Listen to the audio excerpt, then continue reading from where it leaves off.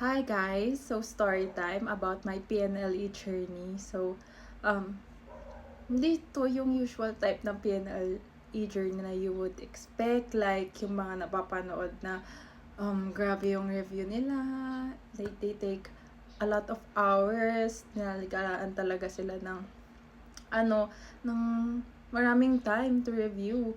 So, kasi after graduation, umuwi na ako ng province. Yung mga batchmates ko, nagstay sila doon sa Baguio, and then they still reviewed or a review center face-to-face. Tapos ako, mas prioritize ko maggala. Ang ate mo. Ayun.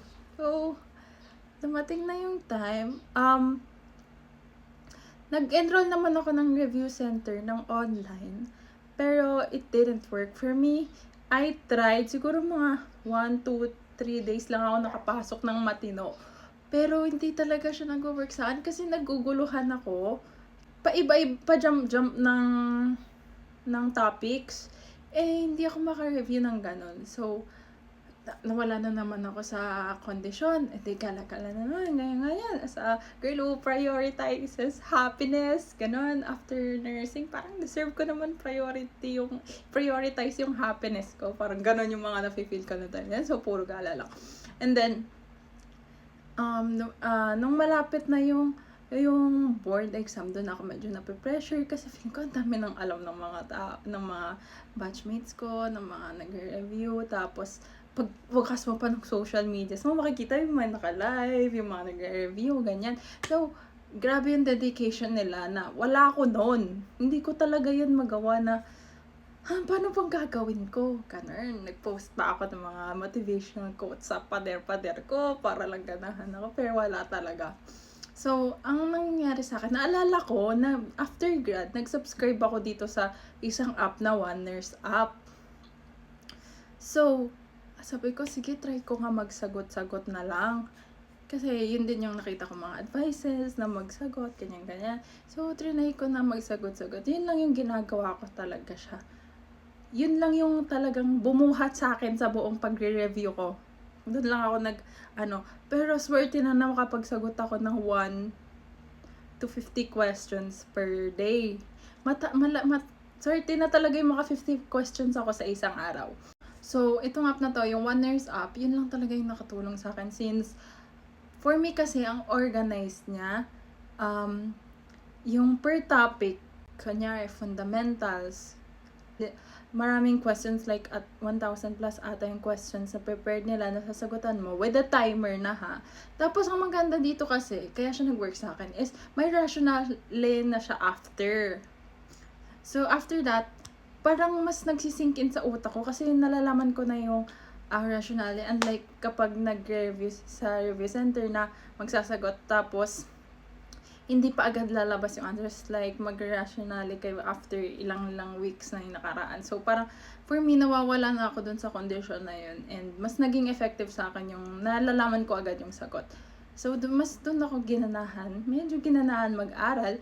Tapos yun lang yung talagang ginagawa ko. As in, pag nagagala ako, dala ko lang yung tablet ko. Tapos pag may spare time ako, magsasagot ako. So, parang sobrang convenient niya sa akin.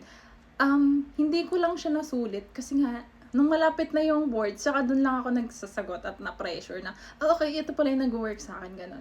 So, if you want to try din yung app na to, which I will really suggest you guys try, na mag-subscribe hanggat maaga kasi 6-month subscription yung meron sila ngayon eh. It costs 3,199. So, if you use my code, QueenRN, bigyan nila kayo ng 500 pesos discount, magiging 3,499 na lang. Masusulit nyo na to for 6 months yung subscription nyo.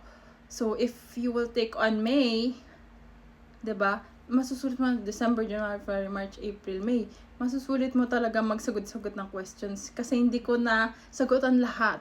Really, sobrang helpful ng app na to for me, and I will not recommend it if hindi siya nakatulong sa akin. Kasi yun lang talaga yung sinasabi ko sa mga friends ko na, ano ginagawa? Paano nag-review? Ganito, nagsasagot lang ako, ganyan, ganon. Nag-list din pala ako ng topics per subjects ng mga kailangan kong alamin, ganon, kung ano pa yung hindi ko alam. Pero medyo na-cover ko naman yung iba, though nag-self-study lang ako.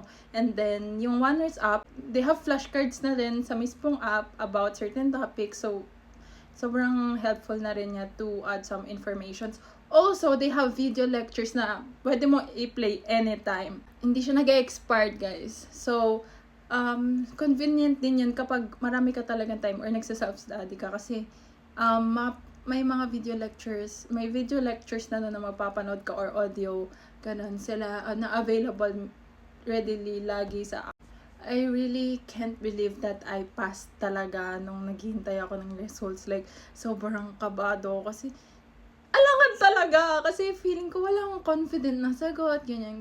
Sobrang random talaga ng questions, ganun. So, pumasa ako with God's grace and with an 80 plus